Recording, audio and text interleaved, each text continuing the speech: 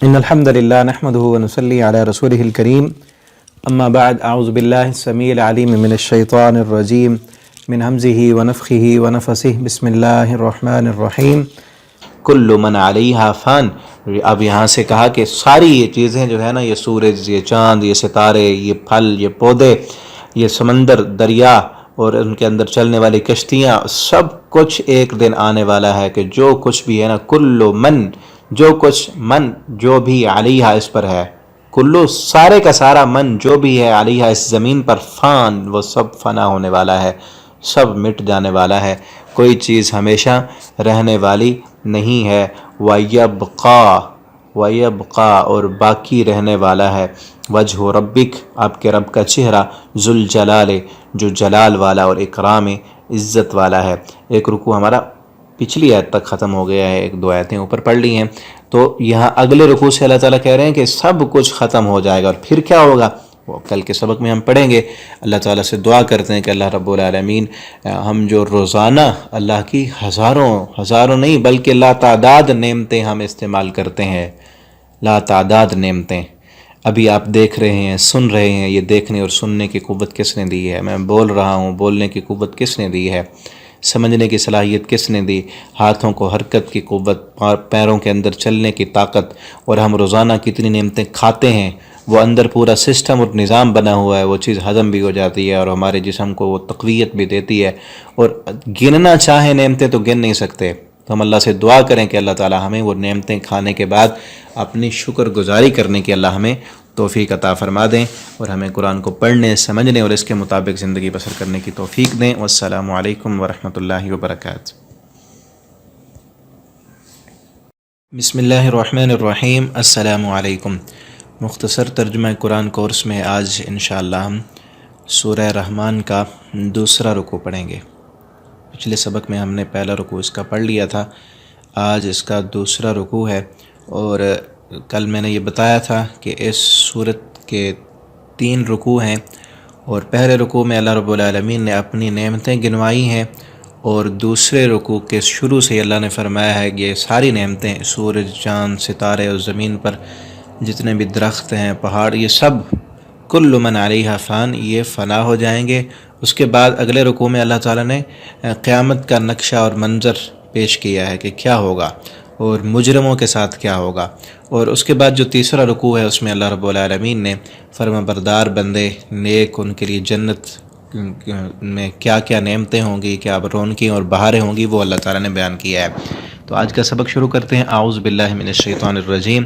کلو سارے کا سارا، من جو بھی، علیہ اس زمین پر ہے، فان وہ فنا ہونے والا ہے۔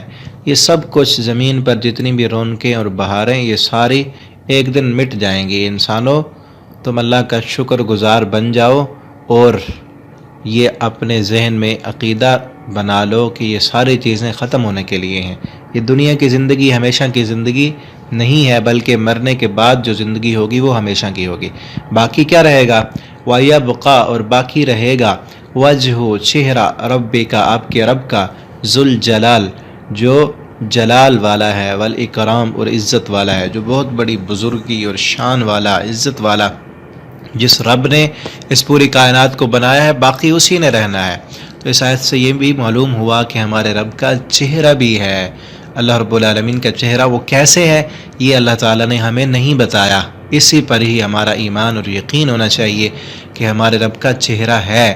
اب وہ کیسے ہے وہ اللہ نے ہمیں بتایا ہی نہیں، کہ اس لیے یہ سوچنا ہی نہیں چاہیے، نہ ہی یہ سوال کرنا چاہیے کہ وہ کیسا ہے۔ جو چیز اللہ تعالیٰ نے اپنے بارے میں ہمیں بتا دی ہے، بس اسی پر ہمارا ایمان ہے، اور ہم یہ کہتے ہیں کہ اللہ کا چہرہ ویسے ہے جیسے اللہ کی شان کے لائق ہے، ہمیں نہیں پتہ۔ آگے فرمایا فَبِأَيِّ آلَاءِ رَبِّكُمَا تُكَذِّبَانِ، بس اپنے رب کی تم کون کون سی نعمت کو جھٹلاؤ گے۔ یسألوہ سوال کرتے ہیں اس سے، من جو بھی، فی السماوات آسمانوں میں ہے، والارض اور زمین میں، کل یوم ہر دن، ہوا وہ رب، فی شأن وہ ایک نئی شان میں ہوتا ہے، ہر دن وہ ایک نیا کام کر رہا ہوتا ہے۔ اور جو بھی زمین میں ہے، جتنی بھی مخلوقات ہیں اللہ کی، وہ انسان ہیں، وہ جن ہیں، وہ جو ہے نا جانور ہیں، وہ پرندے ہیں، وہ کیڑے مکوڑے ہیں، وہ ایسی مخلوق بھی ہے جو ہمیں نظر نہیں آتی، وہ سب کے سب اللہ سے مانگتے ہیں، اللہ سے رزق مانگتے ہیں، اللہ سے اپنی ضروریات مانگتے ہیں، اللہ سے سوال کرتے ہیں، اور اللہ تعالیٰ تمام مخلوقات کی تمام ضروریات کو پورا کرتے ہیں۔ اور آسمانوں میں بھی جتنے فرشتے ہیں اور جتنی مخلوقات آسمانوں میں ہے وہ بھی اللہ رب العالمین سے ہی مانگتی ہیں، اور اللہ تعالیٰ اپنی تمام مخلوقات کی ضروریات کو پورا کرنے والے ہیں۔ اور ہر مخلوق کی زبان اپنی اپنی ہے، ہم انسان دوسری مخلوق کی زبان ہم نہیں سمجھ سکتے، جانور کیا بولتے ہیں، پرندے کیا کہتے ہیں، کیڑے مکوڑے وہ کس طرح مانگتے ہیں، ہمیں نہیں پتہ، لیکن جو بنانے والا ہے رب ہے اس کو پتہ ہے کہ فلاں مخلوق میری اس کو کیا ضرورت ہے۔ ایک واقعہ ہے نا، اللہ تعالیٰ نے قرآن کریم میں حضرت سلیمان علیہ السلام کا واقعہ بیان کیا کہ ایک چیونٹی، چھوٹی سی چیونٹی، وہ کھلے میدان میں اپنے پشت پر لیٹی اپنی چھوٹی چھوٹی ٹانگوں کو آسمان کی طرف کیے ہوئے کہہ رہی تھی، اللہم انی خلق من خلقک، اللہ میں بھی تیری مخلوق میں سے ایک مخلوق ہوں، تو ہمیں پانی پلا، ہم پیاسے ہیں۔ تو سلیمان علیہ السلام کو اللہ تعالیٰ نے اس کی آواز سنا دی، تو سلیمان علیہ السلام نے کہا اب چلے جاؤ۔ وہ بھی دعا مانگنے کے لیے اپنے لوگوں کو لے کر آئے تھے اور کہا کہ یہ مخلوق مانگ رہی ہے تو اس کے مانگنے سے اللہ تعالیٰ ہمیں بھی دے دیں گے۔ تو ساری چیزیں، ساری مخلوقات اللہ سے مانگتی ہیں، تو ہمیں بھی ہر وقت اللہ سے مانگنا چاہیے۔ اور اللہ رب العالمین ایسی ذات ہیں کہ اللہ سے مانگیں تو اللہ تعالیٰ خوش ہوتے ہیں، اور اللہ تعالیٰ سے نہ مانگیں تو اللہ تعالیٰ ناراض ہو جاتے ہیں۔ لیکن انسان جس سے مانگا جائے تو انسان ناراض ہو جاتا ہے، جس انسان سے مانگے نا، چاہے ادھار بھی مانگے تو وہ ناراض ہوتا ہے۔ اور اللہ رب العالمین ایسے ہیں کہ اللہ سے نہ مانگیں تو اللہ تعالیٰ ناراض ہو جاتے ہیں۔ تو اللہ تعالیٰ ہمیں اپنے در سے مانگنے والا بنا دیں، یعنی سب ہی پوری کائنات اللہ کی محتاج ہیں۔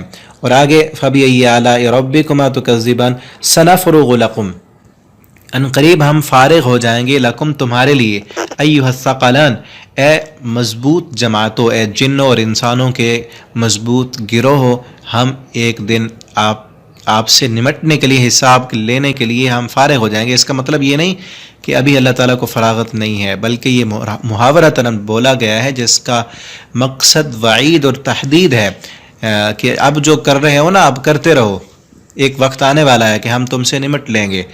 فَبِأَيِّ آلَاءِ رَبِّكُمَا تُكَذِّبَانِ یا معشر الجن والانس، اے جماعت جنوں اور انسانوں کی، معاشر کہتے ہیں نوجوانوں کی جماعت، اے جنوں اور انسانوں کے گروہ ہو، اے جماعتو، ان استطعتم، اگر طاقت ہے تم میں، ان تنفذوا، یہ کہ تم نکل جاؤ، من اقطار، کناروں سے، السماوات، آسمانوں کے، والارض، اور زمین کے، اگر زمین و آسمان کے کناروں سے باہر نکل کر کہیں تم بھاگ سکتے ہو تو فانفذوا، بھاگ جاؤ، نکل جاؤ، لا تنفذون، نہیں تم بھاگ سکتے، الا بسلطان، مگر قوت اور غلبے کے ساتھ، وہ غلبہ اور قوت تمہارے پاس ہے ہی نہیں۔ اللہ کہتے ہیں یہ ساری زمین میری، آسمان میرا، میری اس زمین پر رہ کر میری دی ہوئی خوراک کو استعمال کر کے اور میری دی ہوئی طاقت کو تم استعمال کر کے میری نافرمانیاں کرتے ہو۔ جیسے کوئی کہے نا کسی ادارے کا سربراہ، کسی کمپنی کا بڑا، وہ یہ کہے کہ میرے ادارے میں رہ کر تم میری نافرمانی کرتے ہو، میرے قوانین کو تم فالو نہیں کرتے، تم اس ادارے سے نکل جاؤ، یہاں سے بھاگ جاؤ، میری کمپنی کو چھوڑ دو اگر میری بات نہیں ماننی۔ تو اللہ تعالیٰ نے وہی کہا، میری زمین پر رہ کر میری بنائی ہوئی چیزیں استعمال کر کے میری نافرمانی کرتے ہو تو بھاگ جاؤ یہاں سے۔ بھاگ سکتے ہو؟ کوئی نہیں بھاگ سکتا، اس زمین کو چھوڑ کر کہاں جائیں گے؟ اللہ کہتے ہیں زمین بھی میری، آسمان بھی میرا، اگر تمہارے پاس اتنی طاقت ہے، اتنی بغاوت تم میں آ گئی ہے کہ پوری کائنات، پیچھے اللہ نے بیان کیا نا، ساری کائنات، سورج، چاند، ستارے اور کئی سیارے، آسمان اور زمین، سب کے سب اللہ کے حکم کی فرما برداری کر رہے ہیں۔ ایک انسان اور جن ہے جو اللہ کی نافرمانی کرتے ہیں۔ اسی لیے اللہ تعالیٰ نے فرمایا اگر تم میری نافرمانی کرتے ہو نا، اپنے آپ کو بڑا باغی اور بڑا اونچا سمجھتے ہو، تو میری اس زمین کو چھوڑ دو، کہیں اور جا کے بسو۔ تو کسی کے پاس یہ طاقت نہیں کہ اللہ کی زمین اور آسمان کو چھوڑ کر وہ کہاں جائے گا، کدھر جائے گا۔ اور آگے فرمایا فَبِأَيِّ آلَاءِ رَبِّكُمَا تُكَذِّبَانِ يُرْسَلُ عَلَيْكُمَا، کہ بھیجا جائے گا تم دونوں پر، شواظن، شعلہ، من نارن، آگ سے، ونحاس، اور دھواں، اور نحاس کا ایک معنی یہ بھی کیا گیا ہے کہ پگھلا ہوا تانبا، فلا تنتصران، بس تم اس کا مقابلہ نہیں کر سکو گے۔ قیامت کے دن اگر تم بھاگنا بھی چاہو نا، میدان قیامت میں تم نہ آنا چاہو اور میدان حشر سے کہیں دور بھاگنا چاہو تو تمہارے اوپر ہمارے فرشتے آگ کا شعلہ اور دھواں لے کر آئیں گے اور پگھلا ہوا تانبا تمہارے سر پر لا کر ڈال کر تمہیں ہانک کر میدان حشر میں لے کر آئیں گے. فلا تنتصران، تم ان کے مقابلہ کرنے کی طاقت بھی نہیں رکھتے، تمہارے پاس کچھ بھی نہیں ہے، نہ کوئی تمہاری مدد کرے گا. آگے انشاءاللہ ہم اگلے سبق میں پڑھیں گے. آپ ان اسباق کو آگے دوستوں کے ساتھ شیئر بھی کیا کریں تاکہ آپ کے لیے صدقہ جاریہ بنے. انشاءاللہ کل کے سبق میں آگے انشاءاللہ ہم پڑھیں گے. والسلام علیکم ورحمۃ اللہ وبرکاتہ.